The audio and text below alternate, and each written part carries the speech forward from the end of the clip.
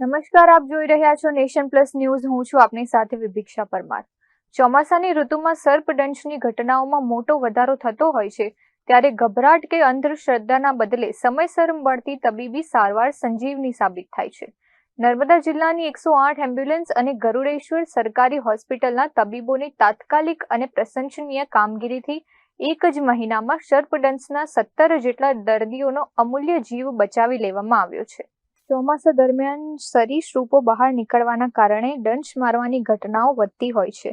આવા સમયે દોરા ધાગા કે અંધશ્રદ્ધાનો આશરો લેવાના બદલે વૈજ્ઞાનિક પદ્ધતિથી ત્વરિત સારવાર મેળવવી અત્યંત જરૂરી છે. નર્મદા જિલ્લાના ગભાણા ગામની ઉષા તડવીના કિસ્સામાં આ બાબત સાબિત થઈ ગઈ છે. 27 જુલાઈએ વાડામાં કામ કરતી વખતે ઉષા તડવીના પગમાં સાપે ડંખ માર્યો હતો. પરિવારજનોએ એક પણ ક્ષણનો વિલંબ કર્યા વિના 108ને કોલ કર્યો હતો. 108ની ટીમે પ્રાથમિક સારવાર આપી ગરુડેશ્વર સરકારી હોસ્પિટલ ખસેડ્યા હતા, જ્યાં તબીબોની ટીમે એન્ટી સ્નેક વેનમ સહિતની જરૂરી સારવાર આપીને તેમનો જીવ બચાવી લીધો હતો. મેં લાકડા કાઢતી હતી ને ત્યારે મને સાપ ચાલ્યો હતો. નીચે કથા વાળો તો મને દેખાયો નહીં. પગમાં ચાલ્યો તો જ ખબર પડી. પછી તરત 108માં ફોન કર્યો એટલે 108 આવી લેવા પછી તાત્કાલિક પછી ટ્રીટમેન્ટ ચાલુ થઈ ગયું. એટલે ડૉક્ટરોએ બહુ કાળજી રાખી છે કે બોટલોને ઇન્જેક્શન મૂકાયા ચડાયા, એટલે મેં સારી થઈ ગઈ છું. એટલે હવે મને સારું લાગે છે. નજીકમાં જ મને સારવાર મળી ગઈ હતી, એટલે મેં હમણાં સારી છું. અહીંયા આપણે મોસ્ટલી જંગલી વિસ્તાર હોવાથી જે મોટાભાગના પેશન્ટ હોય સ્નેક બાઇટના પેશન્ટ બહુ વધારે આવે છે.